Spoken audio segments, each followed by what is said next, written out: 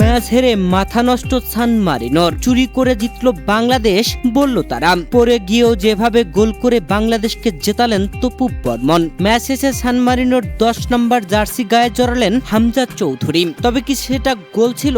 আন্তর্জাতিক প্রীতি ম্যাচে ইউরোপের মাঠে বাংলাদেশ ও সান মারিনোর ম্যাচের খুঁটিনাটি জানুন এই ভিডিওতে। প্রিয় দর্শক, আন্তর্জাতিক প্রীতি ম্যাচে এই প্রথম ইউরোপের মাঠে ইউরোপের দেশের বিপক্ষে খেলতে নেমেছিল বাংলাদেশ, যেখানে সান মারিনোর বিপক্ষে সান মারিনো স্টেডিয়ামে মাঠে এই ম্যাচে খেলতে নেমেছিল বাংলাদেশের টাইগাররা। ম্যাচে টানটান উত্তেজনার হাড্ডাহাড্ডির রুদ্ধশ্বাস লড়াই, যেখানে ম্যাচের 19তম মিনিটে মোরসালিনের করা ক্রস বলে দুর্দান্তভাবে হেড করে বাংলাদেশের হয়ে প্রথম গোলটি করেন তপু বর্মন। তপু বর্মনের এই গোলে বাংলাদেশ দারুণভাবে এগিয়ে যায় 1-0-তে।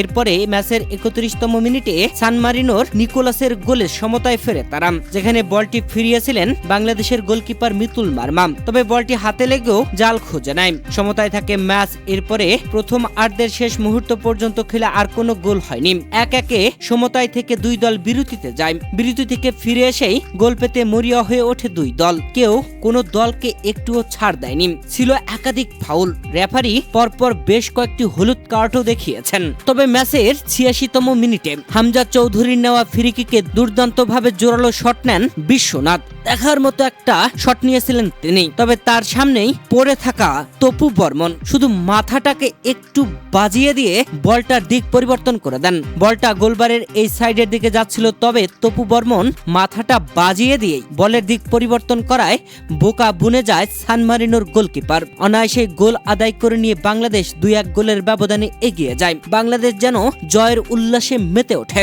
2-1 ব্যবধানে এগিয়ে থাকে বাংলাদেশ। শেষ পর্যন্ত পুরো 90 মিনিট খেলা হয়, কোনো গোল হয়নি। অতিরিক্ত যোগ করা 4 মিনিটের প্রথম মিনিটে বাংলাদেশ আরো একটি গোল হজম করে ফেলে। যেন সবাই ভেবে নিয়েছিল গোলটা হজম করেই ফেলেছে বাংলাদেশ। তবে রেফারি গোলের সিদ্ধান্ত দেননি, যেখানে সান মারিনোর মারা বলটি গোলকিপার মিতুল মারমার সামনে ড্রপ খায়। অনায়াসে বলটি ধরে নেন মিতুল মারমা, তবে হাতে আটকে রাখতে পারলেন না। পড়ে যায় বল আর তার দু পায়ের মাঝখান দিয়ে গোলের ভেতরের দিকে ঢুকতেছিল, আর সেখান থেকে পিছন দিকে লাফিয়ে বলটি কোনো মতে রক্ষা করেন মিতুল মারমা, যেখানে বলটি দাগ পেরোতে দেননি।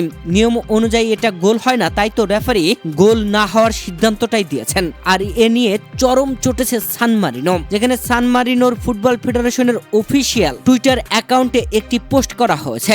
যে পোস্টে তারা লিখেছে, ওরা মাত্র একটি ক্যামেরা বসিয়েছিল আর তার উপর VAR এর ঘটনাটা দেখারও প্রয়োজন মনে করেনি। নিজেদের স্টেডিয়ামেই আমাদের সঙ্গে ডাকাতি করা হয়েছে। কি চোর! ফিফা এখন বাংলাদেশ চালায়। আর তাদের এমন লেখার পরে মুহূর্তের মধ্যেই ভাইরাল হয়ে গেছে, যেন তারা বলছে বাংলাদেশ চুরি করে ম্যাচ জিতেছে, তাদের ঘরের মাঠে গিয়ে ডাকাতি করে ম্যাচ জিতেছে।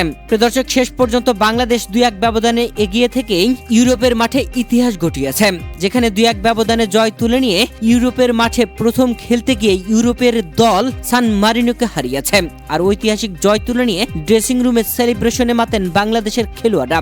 তবে জয়ের পরে শেষ মুহূর্তে বাংলাদেশের খেলোয়াড়রা পতাকা উড়িয়েছেন মাঠে। গ্যালারিতে উল্লাস করেছেন বাংলাদেশের সমর্থকেরা। গ্যালারির কানায় কানায় ছিল বাংলাদেশি সমর্থক। কে যেন বলেছিল, চাঁদেও যদি খেলা হয় সেখানেও বাংলাদেশের সমর্থকের উপস্থিতি থাকবে। আর আজকের এই ম্যাচে গ্যালারিতে যেভাবে বাংলাদেশি সমর্থকের উপস্থিতি দেখা গেছে, তাতে স্পষ্টত কথাটা আসলেই সত্য।